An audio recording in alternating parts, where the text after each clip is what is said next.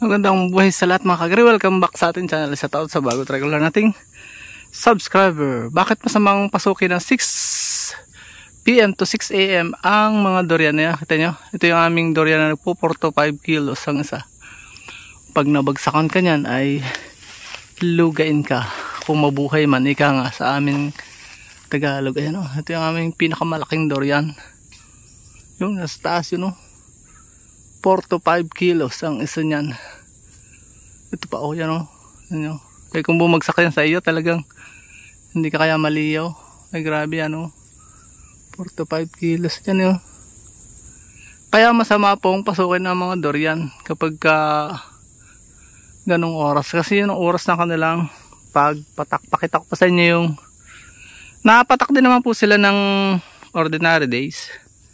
Katulad ng aming magnolia. Tingnan nyo yung magnolia namin. Pag napatakan ka ganyan ay 10 piraso ang isa. Kung alin pa naman yung maliliit na sanga, siya pang napatak. Siya pa yung binubungahan. Ay malutong ang sanga nyan. So po pwede kang mapatakan talaga po nyan kapag pahara-hara ka dyan. So alam na rin yan ng mga magnanakaw. Kaya hindi na po sila napunta diyan pagka 6 to 6 AM. 6 PM to 6 AM. Yun yung usual na oras. Wala naman specific time. Kanina may nalimot akong isa. Umaga na. Pero usually po yun. Tulad nito. Kaya walang na-aksidente dyan. Kaya ganun kabuti ang Panginoon. Ano po. Tingnan nyo. Napakalutong na yan Ikaw isang bagyo lang yan. Delikado. 20 years nang nabunga yan. Yan Ay sa hahabagan naman ang tinik na yan Pagka tumama po sa inyo yan talagang para kang na pukpok ng aroma sa tigas ng mga na yan.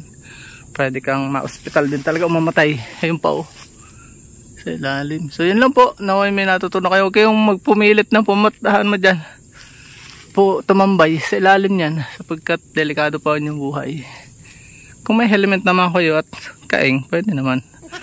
Akala mo, pagka malaki may sayad, pagka yun ang inyong ginagawa. Yan lang po, maraming salamat. Paalam and God bless. By the way, huwag niyo po sana skip ating mga ads.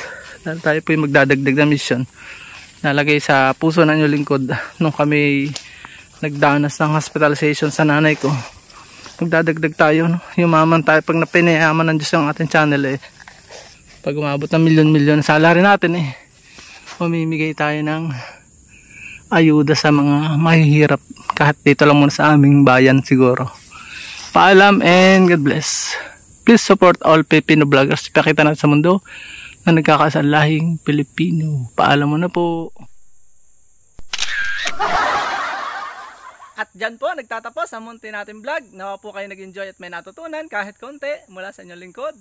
Kung mahilig po kayo sa mga ganitong klaseng uploads at bago pa lang po kayo sa aming channel, wag na po kayo mahiyang mag-subscribe at i-hit nyo na po yung bell para updated po kayo sakaling may bago po tayong mga uploads. Magkita-kits po tayo sa susunod po natin mga vlogs. God bless you all. Mabuhay. God bless the Philippines. Bye-bye po muna.